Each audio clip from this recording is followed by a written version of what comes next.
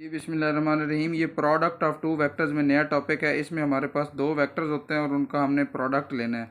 जो पहले हम प्रोडक्ट लेते थे उसको हम डॉट प्रोडक्ट कहते थे। जो ये वाला प्रोडक्ट है इसको वेक्टर प्रोडक्ट कहते हैं या क्रॉस प्रोडक्ट कहते हैं, क्योंकि इसमें दो वेक्टर्स को के दरमियान क्रॉस लगाया जाता है। और इस प्रोडक्ट को हम आउटर प्रोडक्ट भी कहते हैं। तो मिसाल के तौर पे हमारे पास ये एक प्लेन है। ये प्लेन आप लोगों को नज़र आ रहा है। इस प्लेन के ऊपर दो वेक्टर्स बने हुए हैं। मैं इसको एक अलग पेज पे आप लोगों को दिखाता हूँ। फॉर एग्जांपल ये पेज पूरा जो है ये एक प्लेन है और इस प्लेन के ऊपर ये दो वेक्टर्स बने हुए हैं। ये वेक्टर ए है, ये वाला वेक्टर जो है ये बी है।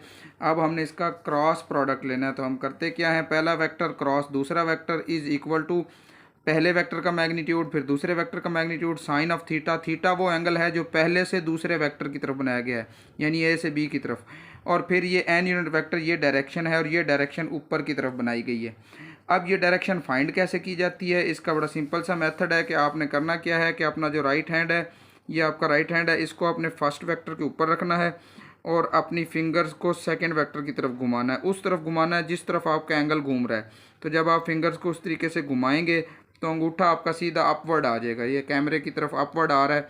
तो अब हम क्योंकि बुक में इस तरह अपवर्ड डायरेक्शन को बना नहीं सकते, तो फिर हम क्या करते हैं कि उस डायरेक्शन को इस तरीके से पेज के ऊपर ऐसे अपवर्ड बना दिया जाता है। तो ये हमने बाय राइट हैंड रूल ए क्रॉस बी फाइंड कर लिया है।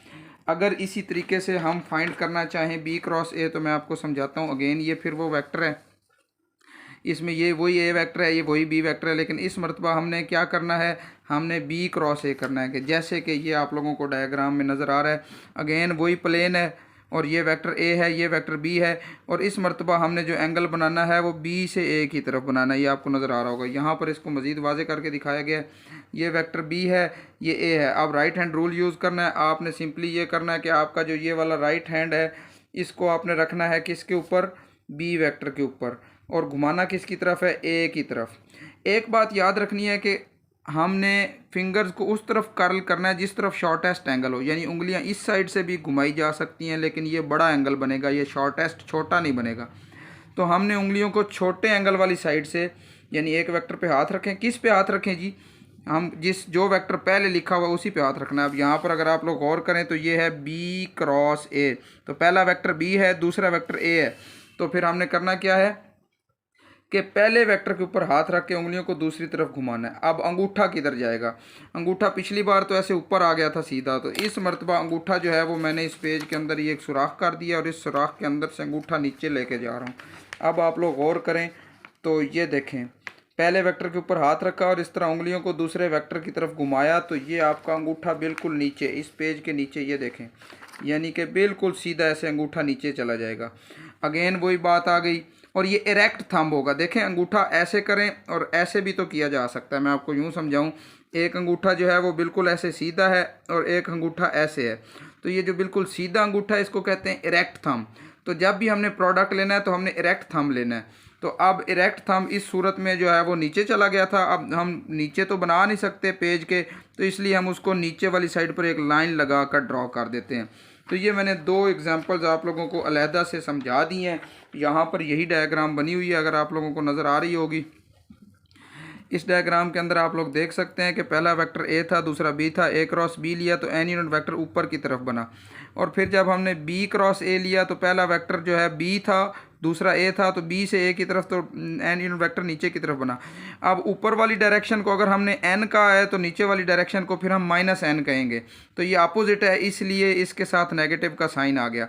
एक इक्वेशन को इक्वेशन नंबर 1 कहा, एक को इक्वेशन नंबर 2 कहा। दोनों equation from equation number 1 and 2 हमें रिजल्ट क्या आया कि ए क्रॉस बी का रिजल्ट और बी क्रॉस ए का रिजल्ट इक्वल तो आया है, लेकिन एक छोटी सी डिफरेंस आ गया नेगेटिव साइन का, तो वो नेगेटिव साइन हमने साथ लिख दिया। आप इसको ऐसे भी लिख सकते हैं, A cross B is equal to minus B cross A, या फिर आप इसको एक और तरीके से भी लिख सकते हैं कि A cross B is not equal to, ये जो दरमियान में लाइन लगी हुई है ये नॉट इक्वल टू को रिप्रेजेंट कर रही है। A cross B is not equal to B cross A. तो अब ये आ गया right hand rule. Right hand rule मैंने लिखा हुआ curl the fingers of right hand, यानी अपनी उंगलियों को घुमाएं, ये कर्लिंग कहलाती है। ये जो उंगलियां घूम रही हैं कर्लिंग कहलाती है। From first vector to second vector, अगर फर्स्ट वेक्टर ए है तो ए से बी की तरफ घुमाएं, अगर फर्स्ट वेक्टर बी है तो बी से ए की तरफ घुमाएं।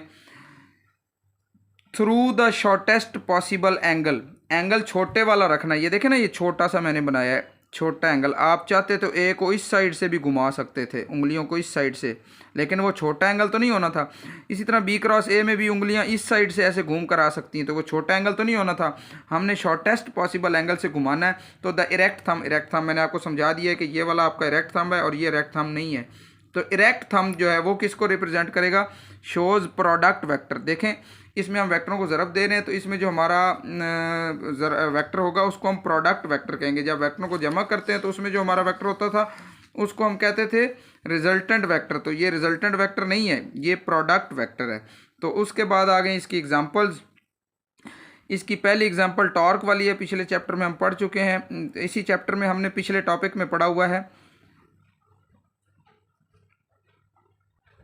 जी। इसके बाद एग्जांपल्स आ गए। एग्जांपल्स में पहली एग्जांपल जो है वो टॉर्क की है। इस टॉपिक के वेरी नेक्स्ट हम ये पढ़ेंगे कि टॉर्क एक वेक्टर है और वो क्रॉस प्रोडक्ट है। दो वेक्टरों को मल्टीप्लाई करने से, क्रॉस मल्टीप्लाई करने से, एक आर है दूसरा एफ है। और सेकंड एग्जांपल है F E is equal to q into v cross B. तो ये एग्जांपल आप सेकंड ईयर में पढ़ेंगे, आप लोगों ने फिलहाल नहीं पढ़नी। इसके बाद इसकी कैरेक्टरिस्टिक्स आ जाती हैं। कैरेक्टरिस्टिक्स को हम सेकंड पार्ट में इसी क्वेश्चन का सेकंड वीडियो के पार्ट में हम उसको डिस्कस करेंगे। Thank you very much.